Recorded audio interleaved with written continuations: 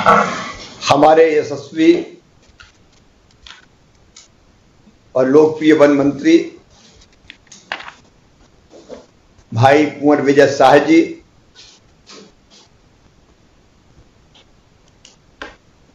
मेरे साथ बैठे हुए प्रमुख सचिव वन विभाग के प्रमुख,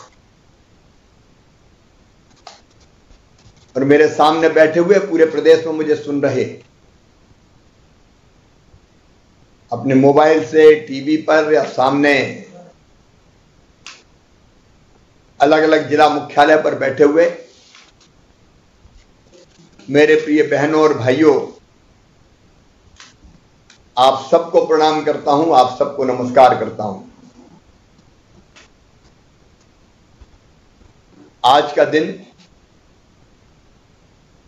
कोरोना के संक्रमण काल में, जब कई तरह की परेशानियों से हम जूझ रहे हैं, तेंदुपत्ते के बोनस का वितरण, हम तेंदुपत्ता तोड़ने वाले परिवारों को निश्चित तौर पर राहत देगा। आज जैसा आदरणीय मंत्री जी आपको बता रहे थे, 191 करोड़ 45 लाख रुपए का तो बोनस वितरित हो रहा है, आपके खातों में पहुंच गया। एक फैसला और हम लोगों ने किया है, नगद नहीं, सीधे अकाउंट में पैसा डालने का काम करें। पहले तेंदुपत्ते का बोनस वितरण भी नकदी हो जाता था, 500 रुपए तक का, लेकिन अब तय किया कि अब बैंक के खाते सबके हैं। हाथ से होता तो कई बार थोड़ी बहुत कटौती फटौती की, किसी ने मार दिए थोड़े बहुत, ये शिकायतें मिलती रहती थी। इसलिए तय किया कि बीच में कोई रखो ही मत, सीधे आपके खाते में पैसा डाला जाए और आप जब चाहे बैंक से उस पैसे को निकाल लें। तो ये पैसा सीधा आपके खाते में गया है। इसमें 17 और 18 का जिन समितियों के तेंदुपत्ते का विक्रय नहीं हुआ था, उनका बोनस बचा हुआ था, वो बोनस भी शामिल है। 19 का बोनस भी शामिल है, लेकिन अभी कुछ तेंदुपत्ता समितियों का पत्ता बिका नहीं है।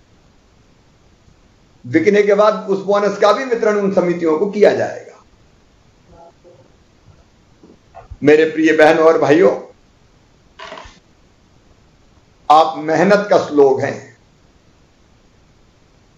अब फिर तेंदुपत्ता टूटेगा, और कोरोना के संक्रमण काल में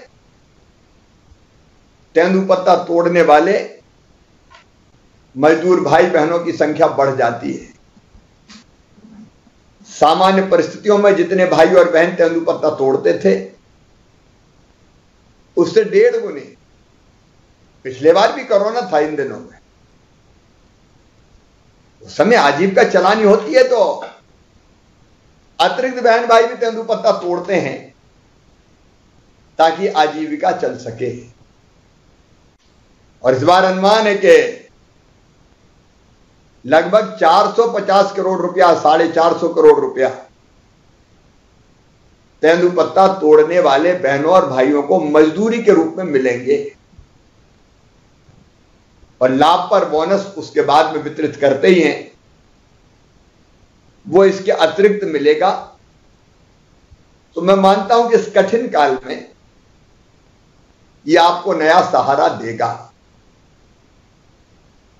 मेरे बहनों और भाइयों, कई फैसले हमने किए। एक फैसला हमने किया कि जो वनोपज है, कई बार औने पौने दाम में खरीद ली जाती थी। अब महुए का फूल ही कई बार माटी के मोल ले लिया लोगों ने, आपने मेहनत से महुआ बीना और बीन के गए बाजार में या व्यापारी के घर में, तो उसके दाम ही नहीं मिले। इसलिए हमने महुए के फूल से लेके करंज का बीज, नीम की निमौली, अचार की गुठली, कई चीजों के न्यूनतम समर्थन मूल्य तय कर दिए। जैसे महुए का हमने तय किया 35 रुपया किलो, इससे कम में नहीं बिकेगा, कम में बिकेगा तो सरकार खरीदेगी। मुझे बताते हुए खुशी है कि महुए का फूल 35 रुपए से कम में तो बिकने का सवाल ही नहीं। 40, 45, 50 रुपए किलो भी बिक रहा है, जिससे आपको ठीक दाम मिल रहा है। राज्य सरकार की प्रतिबद्धता है कि कमाने वाले ही खाए, मेहनत करने वाला खाए, पसीने की पूरी कीमत मिले। अब हम एक और योजना बना रहे हैं। ये अचार बीज आप लाते हो तोड़ के और बीज ही बेचते हैं, कोई गुठली कहता है, कोई बीज कहता है। अब इस बार वन विभाग ने तय किया, मैं बधाई देता हूं मंत्री जी को और उनकी पूरी टीम को। आप लोगों ने तय किया कि 86 बंधन केंद्रों पर ये बीज तोड़ के चिरौंजी निकाल के प्रोसेस करके चिरौंजी बेचेंगे। अभी अचार के बीज के पूरे दाम ही नहीं मिलते आप, लेकिन जब चिरौंजी निकाल के, क्योंकि जो चिरौंजी निकाल के बेचता है उसको ज्यादा पैसा मिलता है, ये चिरौंजी निकाल के बेचेंगे तो वो पैसा भी आपके पास ज्यादा आएगा। वनोपज का संग्रहण आप करते हैं तो उसका पूरा पूरा दाम आपको मिले। देखो, अपनी सरकार तो पहले गरीबों की सरकार है, ये आपको पूरा दाम मिले, ये हमारी ड्यूटी है, ये भारतीय जनता पार्टी की सरकार की नीति भी है। और इसलिए एक नहीं अनेकों योजनाएं हमने बनाई है। आज वन मंत्री जी कह रहे थे कि योजनाएं छोटी छोटी अलग है। मृत्यु पर अनुग्रह राशि देने की योजना है 2 लाख रुपया, बच्चों की स्कॉलरशिप की योजना, शादी विवाह की योजना तेंदुपत्ता संग्राहकों के लिए है। लेकिन मैं इस बात से सहमत हूं, आज हम ये फैसला कर रहे हैं कि तेंदुपत्ता संग्राहकों को, जो तोड़ने वालों को,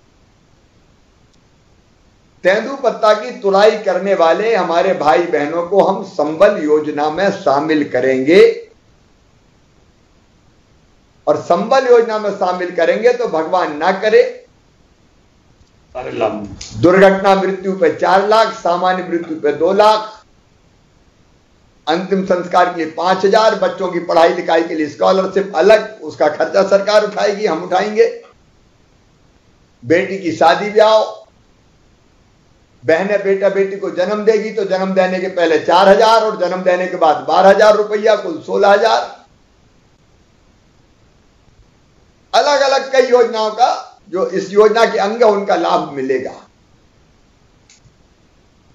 ताकि मेरे गरीब बहनों और भाइयों को कोई तकलीफ और कष्ट ना हो। आपसे निवेदन करना चाहता हूं कि कोरोना काल है,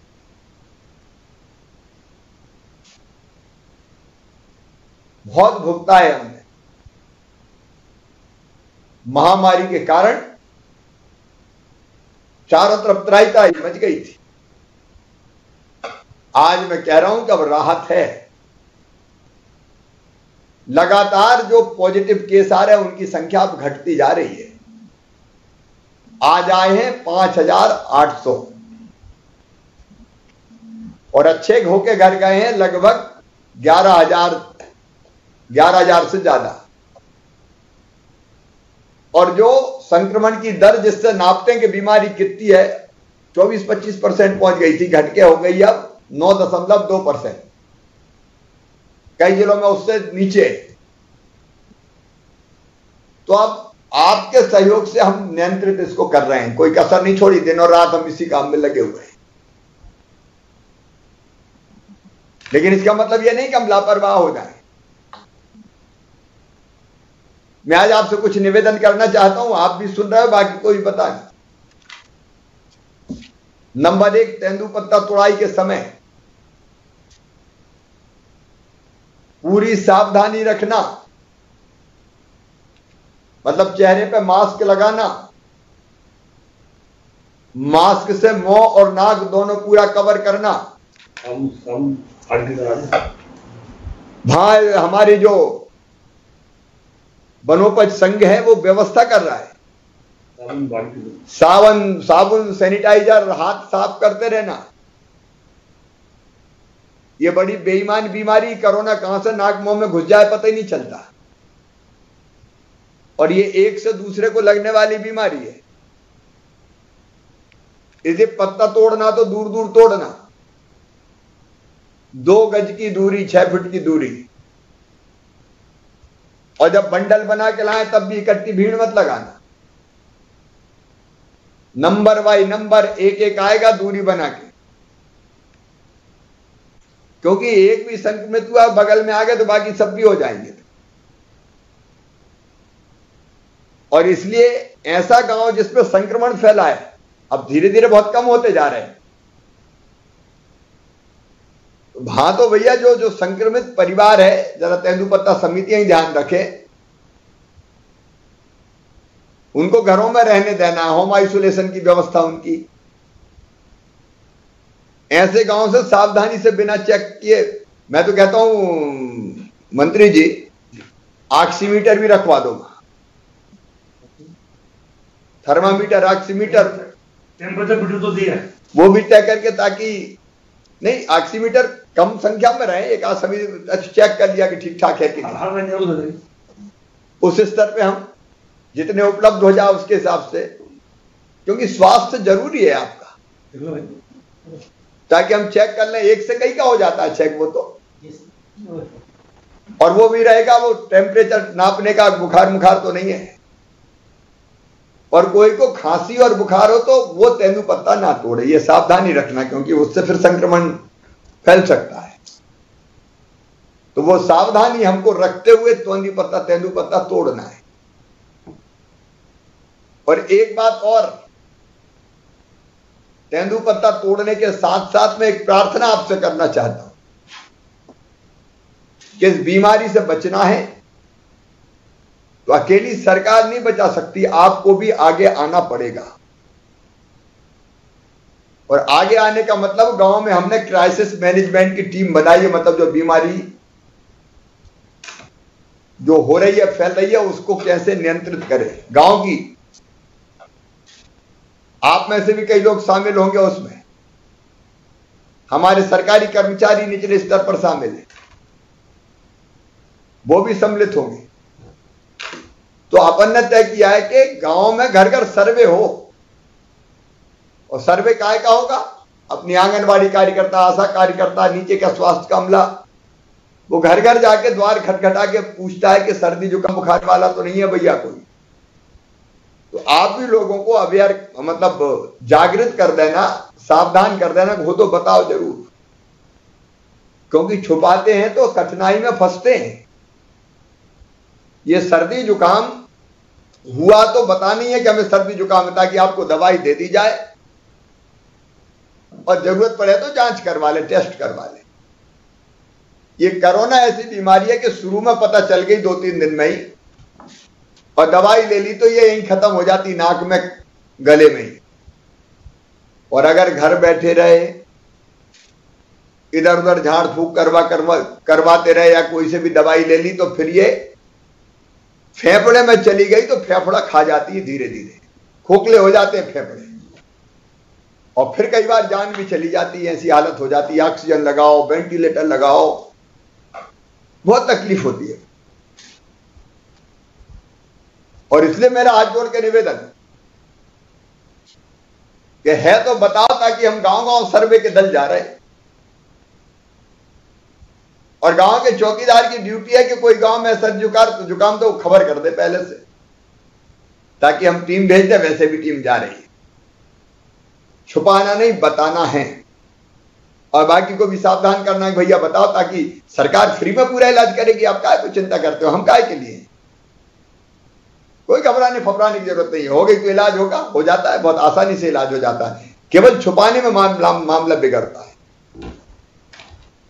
इसलिए दवाई फ्री में दे रहे। अगर संक्रमण है तो घर में रहना है, और घर में जगह नहीं हो तो स्कूल भवन, पंचायत भवन है, उनमें रहने की व्यवस्था, चाय नाश्ता भोजन की व्यवस्था करेंगे। और जरूरत पड़ी तो जो अलग अलग कोविड केयर सेंटर, छोटे छोटे अस्पताल बनाए, उनमें ले जाएंगे। तो अपन को सावधान रहना है, क्योंकि सावधान नहीं रहे तो ये बीमारी महामारी के रूप में, और इसलिए तो अभी कोरोना कर्फ्यू लगा कि मत निकलो अनावश्यक घर से, घरों में रहो। और तेंदुपत्ता तोड़ने जाना तो अकेले जाओ, भीड़ लगा के मत जाओ, तोड़ो, गड्डी बनाओ और दूरी बना के दो वापस घर, ताकि हम लोग सुरक्षित रह सकें। कोरोना खत्म करने का तरीका है संक्रमण की चैन तोड़ना, मतलब मिलना नहीं, जुलना नहीं, भीड़ नहीं लगाना। ये बीमारी आदमी से आदमी को दूर कर दो तो दूर हो जाती है, और भीड़ लगा ली तो फिर एक से दूसरे में फैलती चली जाती है, 1 से 10 पे 10 से 100 में। तो अभी खुशी की बात है कि अब ये कम होती जा रही है, लेकिन हम असावधान रहे तो ये फिर बढ़ जाएगी। ये ना बढ़े इसकी चिंता केवल मुझे नहीं करनी, आपको भी करनी है। और इसलिए व्यवस्था पर्याप्त की है, डरने घबराने की जरूरत नहीं है, बस इस बीमारी से सावधान रहने की जरूरत है। इसलिए मई के महीना में कोई शादी ब्याह नहीं होगा, कोई भोजन भंडारे नहीं। हम अपन में से कई लोग नाचते हैं, गाते हैं, जीवन को आनंद से जीते हैं, लेकिन इस समय वो समय नहीं है।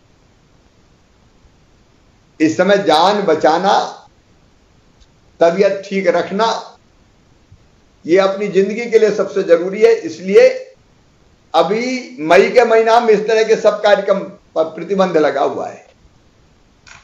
एक आध महीना में सब ठीक हो जाएगा तो फिर ऐसे थोड़ी मिलेंगे ये वर्चुअली, फिर तो वहीं आएंगे भीड़ में और आपके साथ बैठेंगे। और इसलिए इस बीमारी का भी ध्यान रखें। आज मैंने अपने कर्मचारी भाई और बहन जो कोरोना काल में भी, फॉरेस्ट डिपार्टमेंट के भी हमारे दिनों रात लगे हुए हैं, तेंदुपत्ता टूट रहा तो उसमें लगे, उनको कई तरह की ड्यूटी भी दे दी। सरकारी कर्मचारी भी हमारे अभिन्न अंग है,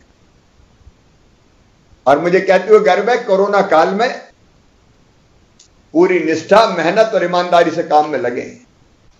हम सबको कहते हैं घर में रहो, उनसे कहते हैं निकलो काम करो, उनको शामिल करो। तो वो जान हथेली पे रख के काम कर रहे हैं, कोई काम रुकने नहीं दिया, फॉरेस्ट के मित्रों ने भी नहीं रुकने दिया। और इसलिए हमने आज तय किया है, क्योंकि कुछ ऐसी दुर्भाग्यपूर्ण परिस्थितियां पैदा हो गई।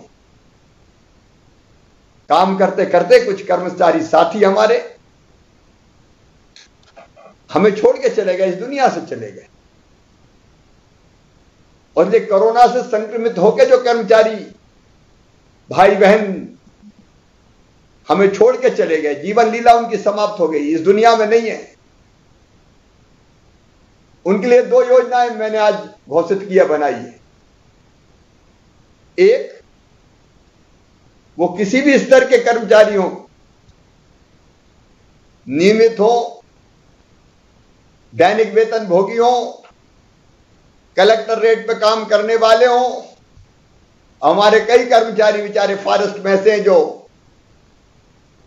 हाथी के महावत से लेके अलग अलग चौकीदार और काम करने वाले, किसी भी स्तर के हो, वो संविदा के हो, कलेक्टर रेट वाले हो, आउटसोर्स वाले हो, कोई भी हो, अगर मृत्यु हुई है तो उनके परिवार में जो भी पात्र होगा उसको तत्काल अनुकंपा नियुक्ति दी जाएगी, ताकि उसके परिवार की गाड़ी चलती रहे, उसके परिवार की आजीविका चलती रहे। हर स्तर का कोई कर्मचारी मैं नहीं छोड़ूंगा, ताकि उसके परिवार की जिंदगी चलती रहे, परिवार बेसहारा ना हो। और वो तत्काल देंगे, फास्ट ट्रैक पे अनुकंपा नियुक्ति तुरंत, जो जिस पद पे था उसी पद पे दे देंगे फटाक से। और दूसरी चीज और तय करी हमने कि 5 लाख रुपए तक की एक मुश्त अनुग्रह राशि भी इन परिवार के आश्रितों को, जो भी पात्र होगा परिवार में, उसको दे दी जाएगी। ताकि तत्काल परिवार की जिंदगी चल सके, आजीविका चल सके। कोई बेसहारा ना समझे हमारे रहते हुए, मैं काय के लिए हूं, हम सबके साथ खड़े। संकट की घड़ी में जो काम करने वाले मेरे भाई बहन है, कर्मचारी भी, उनके साथ भी हम हैं और हर संभव मदद करेंगे। आपसे एक अपील और कर रहा हूं, कोविड की महामारी के कारण भगवान ना करे ऐसा हुआ हो, लेकिन अगर कोई परिवार ऐसा है जिसमें बच्चे अनाथ हो गए हों, माता पिता चले गए हों, तो तुरंत नाम भेज दें। उनके बच्चों की पूरी देखरेख हम करेंगे, वो हमारे बच्चे, भांजे भांजी है। 5,000 रुपया महीना उनको हम देंगे पेंशन। बच्चों को बेसहारा नहीं भटकने देंगे भाई। आखिर अपने बच्चे हैं, वो कहां जाएंगे अगर माता पिता नहीं है तो? या माता पिता पहले से ही नहीं थे, कोई अभिभावक था और तब खत्म हो गया अभिभावक, तो कहां जाएंगे ऐसे बच्चे? ऐसे बच्चों को 5,000 रुपया पेंशन, ताकि रोजी रोटी चले। फ्री में राशन, बच्चों की पढ़ाई की व्यवस्था, उनकी फीस सब भरवाएंगे जब तक बड़े होने कॉलेज तक की, जब तक वो कॉलेज से नहीं निकल जाते। तो ऐसी भगवान ना करे परिस्थितियां ज्यादा बने, लेकिन जहां भी हो, ये तेंदुपत्ता तोड़ने वाली समितियों का भी काम है कि वो नाम तत्काल भेज दें, आप फॉरेस्ट के माध्यम से भेज दें, उन परिवारों की भी हम सहायता कर सके। इस संकट का काल है मेरे बहनों और भाइयों, इस संकट के काल में सावधानी से अपना जीवन जीना है। जान भी बचानी है, लेकिन जहान भी चलाना है। इसलिए पूरी सावधानी रखना। परिवार के मुखिया के नाते मैं आपके साथ हूं, क्यों? पूरा वन विभाग आपके साथ खड़ा हुआ है, सरकार आपके साथ खड़ी हुई है। बहुत बहुत धन्यवाद।